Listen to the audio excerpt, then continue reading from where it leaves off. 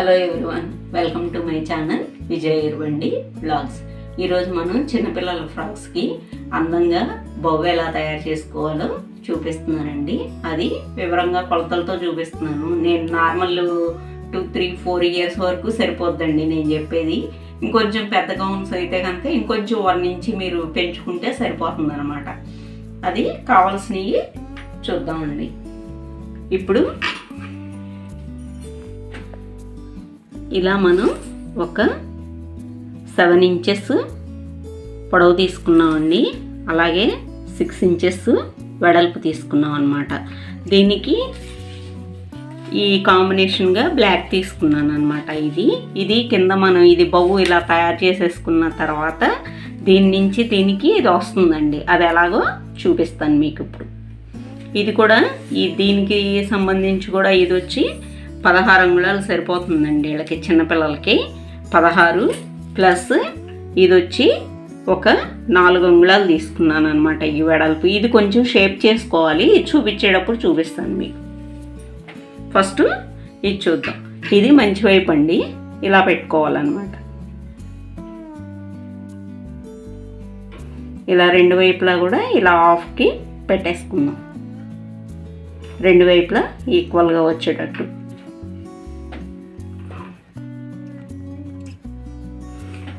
ఇలా 2 వైపులా ఈక్వల్గా ఫోల్డ్ చేసుకున్నాం కదండి. ఇప్పుడు ఇక్కడి నుంచి ఇక్కడికి అలాగే ఇక్కడి నుంచి ఇక్కడికి కుట్టుకోవాలండి. ఈ మధ్యలో మనం కుట్టుకోవక్కర్లేదు. నేను చూపిస్తాను కుట్టిన తర్వాత, మళ్ళీ చూడండి.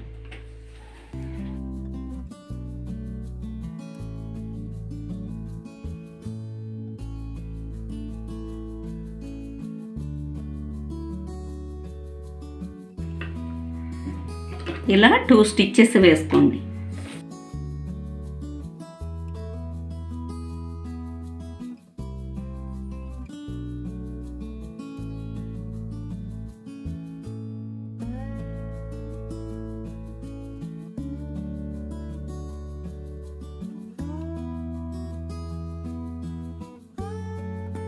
ఇప్పుడు 2 పక్కల ఇలా కుట్టేసుకున్నామండి. ఇది కుట్టుకోలేదు. ఇప్పుడు మనం రివర్స్ చేసుకుందాం అనమాట మంచి వైపుకి. అప్పుడు ఈ కుట్లు లోపలికి వెళ్ళిపోతాయి మనకి.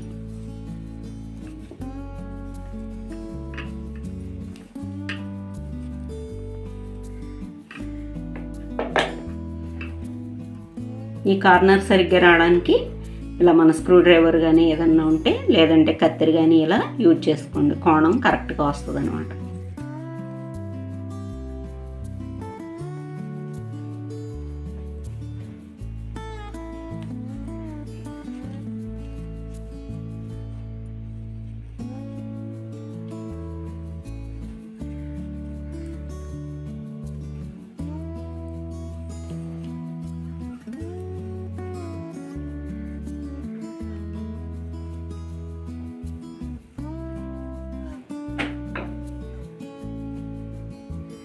ఇలా 4 వైపులా కూడా ఇలా ఒక బ్యాగ్ లాగా తయారైపోద్ది అనమాట, మన పర్స్ లాగా.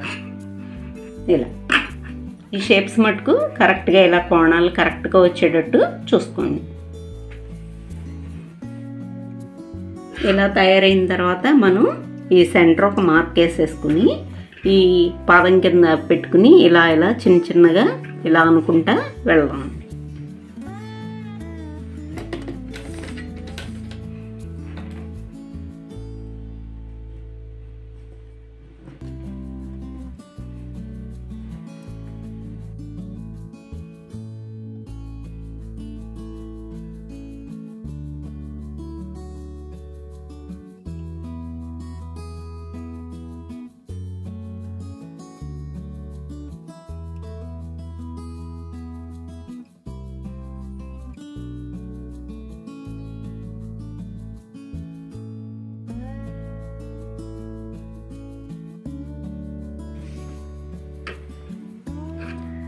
ఇప్పుడు ఇంకోటి బ్లాక్ క్లాత్ చెప్పాను కదా, అది దీనికి ఇలా వస్తుందండి. అది కూడా చూపిస్తాను ఇప్పుడు. ఇది ఇలా రెడీ చేసుకోవాలన్నమాట.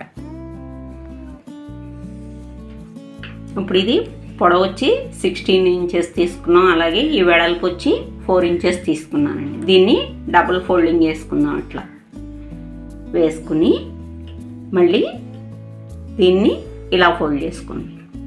ఈక్వల్గా ఫోల్డ్ చేసుకోవాలి. ఇలా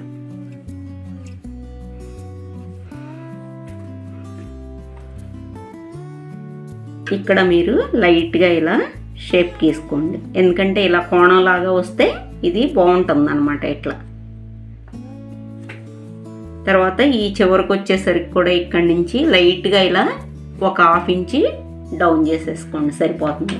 అంటే ఈ 1/2 ఇంచి డౌన్ చేసుకోమన్నది ఈ జాయింట్ ఉన్న దగ్గర అన్నమాట. ఇది చివరికి వస్తుంది, ఇది కట్ చేసేసుకుందాం.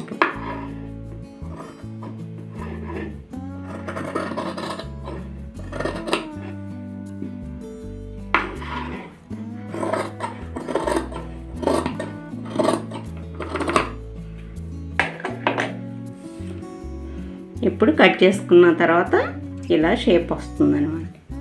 ఇప్పుడు మీకు అర్థమైపోద్ది ఈ షేప్ చూస్తే.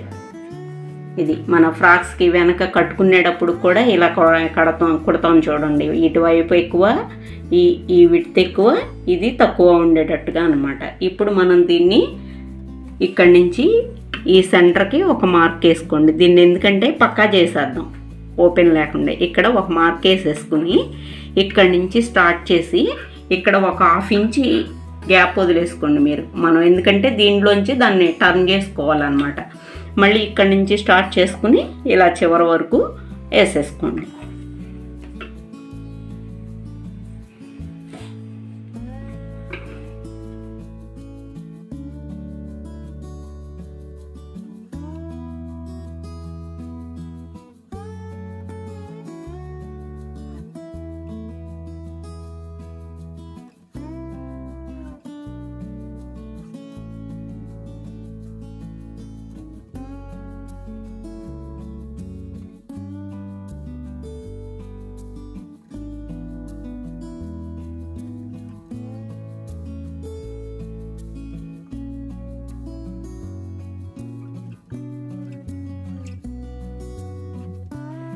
ఓకే, జస్ట్ చిన్నగా టక్స్ పెట్టుకోండి. ఇక్కడ షేప్ కరెక్ట్గా వస్తుంది అన్నమాట.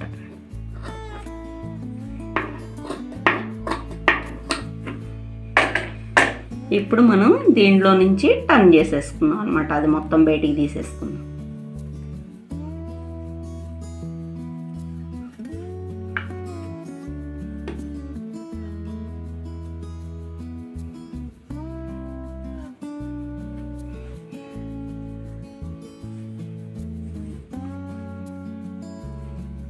ఇదిగోండి ఒక్కోసారి వచ్చేసింది బయటికి.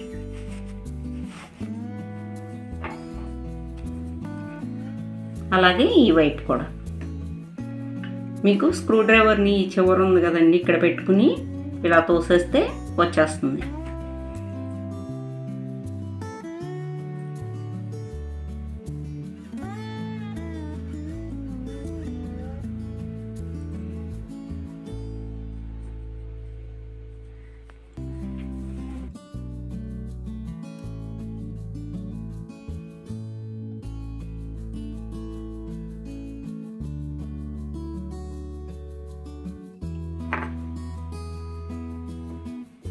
ఇప్పుడు బౌకి ఎలా తీసుకున్నామో అలాగే దీనికి కూడా ఇలా కరెక్ట్గా ఈ కోణం కరెక్ట్ చేసుకోవాలి మనం.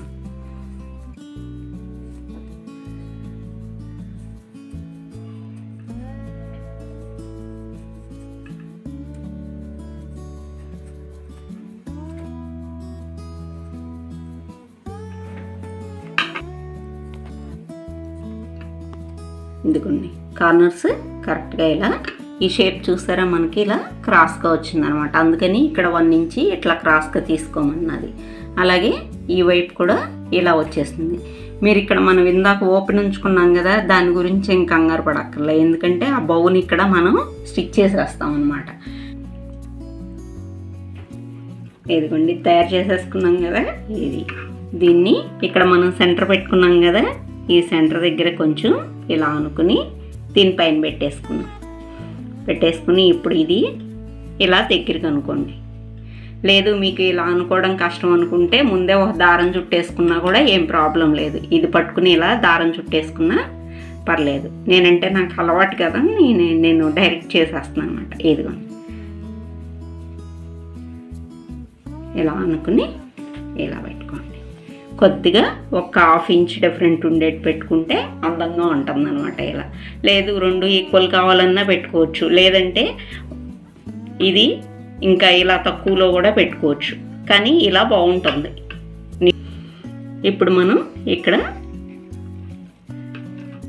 ఈ మొత్తానికి ఇలా టైట్ చేసేసుకుని ఇలా ఒక కుట్టేసేసుకున్నాం.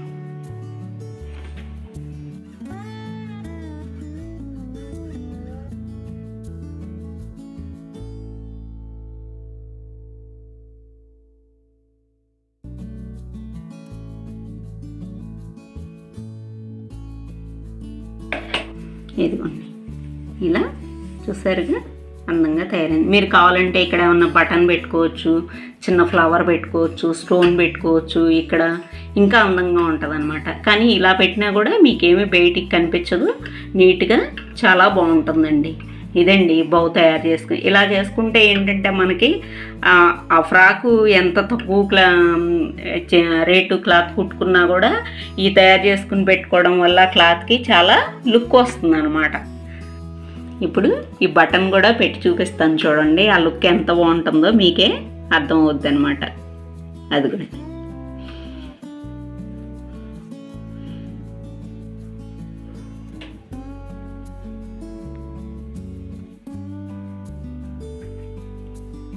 ఇంతేనండి, చూసారు కదా, చక్కగా చాలా అందంగా తయారు చేసుకోవచ్చండి మనం. కాకపోతే ఆ ఫ్రాక్లో ఉన్న కలర్ కాంబినేషన్ తీసుకోవడమే, అంతేగాని రెడ్కి వైట్ అలా పెట్టుకుంటే బాగుంటుందండి. దాంట్లో ఏదో ఒక సెకండ్ కలర్ ఉంటుంది కదా ఆప్షను, ఆ కలర్తో మనం, లేదు అసలు ప్లెయిన్ కలర్ అనుకోండి ఆపోజిట్ పెట్టుకోండి, బాగుంటుంది. ఇట్లా తయారు చేసుకోవచ్చండి. మీకు ఏమన్నా ఇంకా డౌట్స్ ఉంటే నాకు కామెంట్ సెక్షన్లో పెట్టండి, నేను క్లారిఫికేషన్ ఇస్తాను. అలాగే కొత్తగా ఎవరైనా మన ఛానల్ చూస్తున్నట్లయితే సబ్స్క్రైబ్ చేసుకోండి, లైక్ చేయండి, షేర్ చేయండి. ఇంకా ముందు కూడా మన ఈ టైలరింగ్ వీడియోస్ ఉన్నాయండి, మీకు చూడండి. డ్రెస్సెస్ పెట్టాను, ఇవి పెట్టాను. ఇప్పుడు ఫ్రాక్స్తో స్టార్ట్ చేశాను, ఎందుకంటే ఫ్రాక్స్ పాపం చాలామంది కుట్టుకుంటానికి భయపడతారండి, కరెక్ట్గా వస్తుందో లేదో అని చెప్పి రెడీమేడ్ కొనేసుకుందాంలే అనుకుంటారు. కానీ ఇంట్లో ఉన్న ముక్కతో చాలా ఈజీగా సింపుల్గా మనం చేసుకోవచ్చండి. మీకు ఆది ఫ్రాక్ లేకపోయినా కూడా నేను చెప్పిన కొలతలతో మీరు కళ్ళు మూసుకుని ఫ్రాక్ కుట్టచ్చు, నాది హామీ. ఇంతేనండి, ఉంటానండి. Bye everyone.